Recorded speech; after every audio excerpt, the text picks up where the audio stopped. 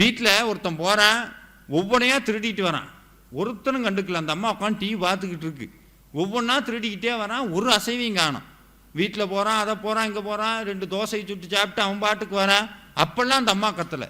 திடீர்னு திருடன் திருடன் திருடன் கத்திருக்கு. ஏன்னு பார்த்தா பார்த்துட்டு இருந்த டிவியை பிடிச்சி அப்போத்தான் அதுக்கு இதுக்குள்ளே இப்படி ஒருத்தன் வந்திருக்கானே தெரியுது.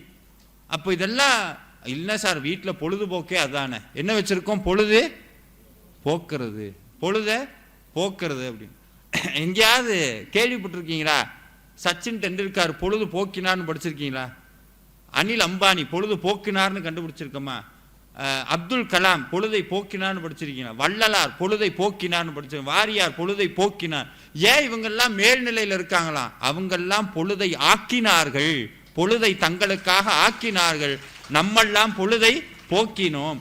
அப்ப இந்த வினை எங்கிருந்து வருது? ஐம்புலன்ல இருந்து வருது.